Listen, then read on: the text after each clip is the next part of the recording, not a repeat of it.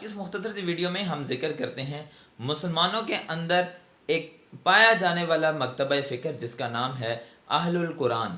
اہل القرآن کون ہیں، ان کے کیا نظریات اور عقائد ہیں، اس ویڈیو میں جاننے کی کوشش کرتے ہیں۔ اہل القرآن مسلمانوں کے اندر ایک مکتبہ فکر ہے جو معجزات کا انکار کرتے ہیں اور قرآن کی عقلی پیمانوں پر تعبیر اور تعویل کرتے ہیں۔ وہ عقلی پیمانوں کو استعمال کرتے ہوئے، عقل کو استعمال کرتے ہوئے، منطق فلسفہ کو استعمال کرتے ہوئے معجزات کا رد کر دیتے ہیں، کیونکہ یہ عقل میں نہ آنے والی بات ہے۔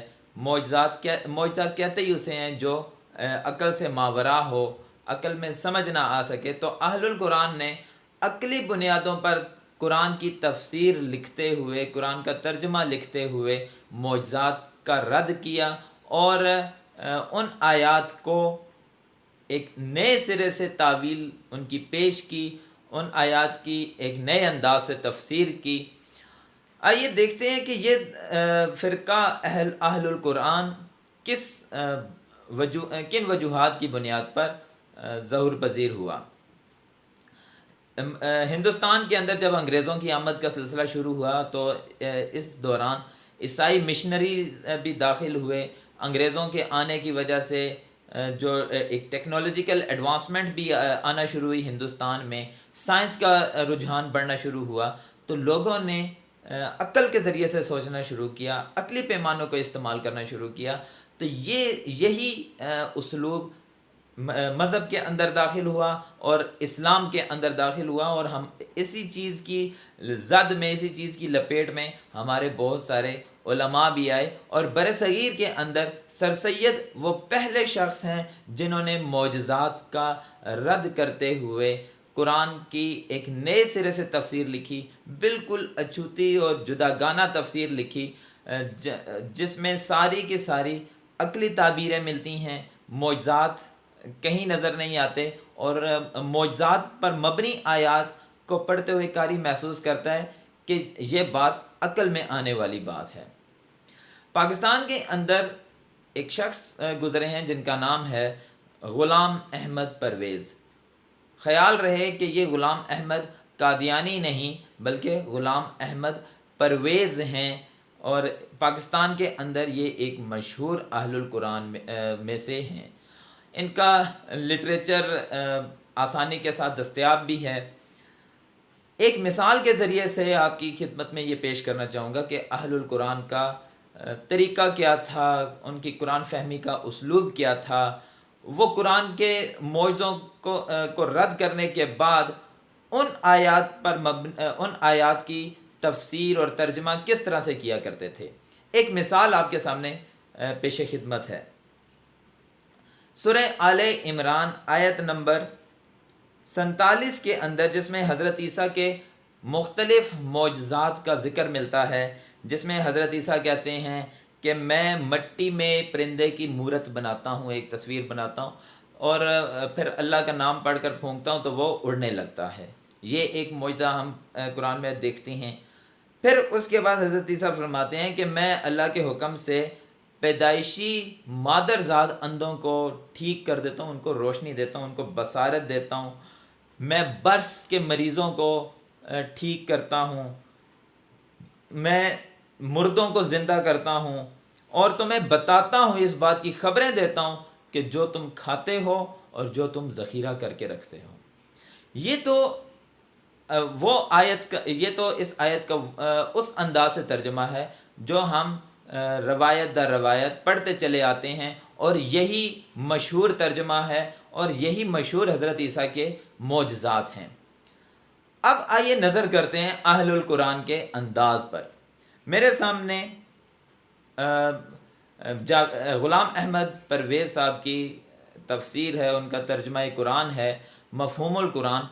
اس کی روشنی میں آپ کو یہ بتاتا چلوں کہ انہوں نے ان آیات کا ترجمہ اور ان آیات کی تفسیر کس انداز سے لکھی ہے۔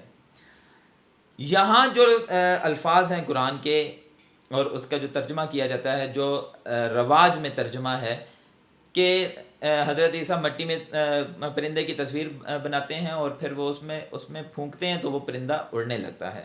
تو غلام احمد پرویز یہ فرماتے ہیں مفہوم القرآن میں کہ اللہ نے مجھے جو وحی نازل کی ہے یہ اتنا جاندار پیغام ہے، اتنا شاندار پیغام ہے کہ جب میں اے خاک نشینوں، اے مٹی پر چلنے والے عام انسانوں، جب میں تمہیں یہ پڑھ کر سناتا ہوں تو تمہاری عقل و فکر کو میں اس حد تک اضافہ ہوتا ہے کہ تم اوج ثریا تک پہنچنے لگتے ہو، آسمان کی بلندیوں کو چھونے لگ جاتے ہو۔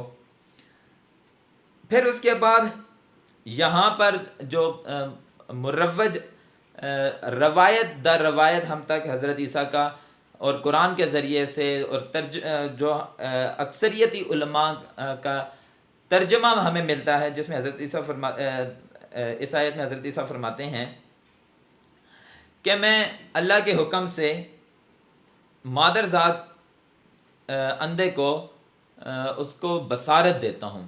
تو غلام احمد پرویز فرماتے ہیں کہ جو وحی مجھے حاصل ہوئی ہے، یعنی حضرت عیسیٰ علیہ السلام فرماتے ہیں کہ جو وحی مجھ تک پہنچی ہے، اسی وحی کی روشنی میں، اس پیغام کی روشنی میں قوم جو جہالت میں بھٹک رہی تھی، اندھے ہو کر ادھر ادھر سر پٹک رہی تھی، جب میں یہ وحی ان تک پہنچاتا ہوں تو ان کو ایک روشنی ملتی ہے، ان کو ایک بصیرت ملتی ہے۔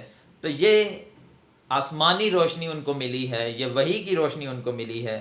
یہاں غلام احمد پرویز رد کرتے ہیں کہ یہ مادر ذات اندھے کو اس طرح سے اندھا کرنا نہیں، بلکہ یہ علمی بصیرت دینا ہے، ایک معاشی اور سماجی بصیرت دینا ہے، علم و فکر کی بصیرت دینا ہے۔ پھر آگے جو ہم پڑھتے ہیں کہ حضرت عیسیٰ فرماتے ہیں کہ میں برس کے مریض کو ٹھیک کرتا ہوں۔ تو غلام احمد پرویز کہتے ہیں کہ اس سے مراد یہ ہے کہ قوم کے اندر ویرانی چھا چکی ہے، قوم کی کھیتی میں ویرانی ہے، تو اس ویرانی کو دور کرنے کے لیے مجھ تک جو پیغام پہنچا ہے، میں اس ویرانی کے اندر سرسبز و شادابی لے کر آتا ہوں۔ پھر اس کے بعد ہم پڑھتے ہیں وَأُنَبِّئُكُم بِمَا تَأْكُلُونَ وَمَا تَدَّخِرُونَ، کہ میں تمہیں، حضرت عیسیٰ فرماتے ہیں میں تمہیں ان باتوں کی خبر دیتا ہوں جو تم کھاتے ہو اور جو تم ذخیرہ کرتے ہو۔ تو غلام احمد پرویز ان آیات کا ترجمہ اور تفسیر لکھتے ہوئے فرماتے ہیں کہ اس سے مراد یہ ہے کہ میں ایک ایسا معاشی نظام لے کر آؤں گا جو تم پر یہ چیک اینڈ بیلنس رکھے گا کہ تم کیا کیا چیزیں کھا رہے ہو اور کیا کیا تم چیزیں اپنے پاس سٹور کر رہے ہو، ہولڈنگ کر رہے ہو، اپنے پاس جمع کر کے رکھ رہے ہو۔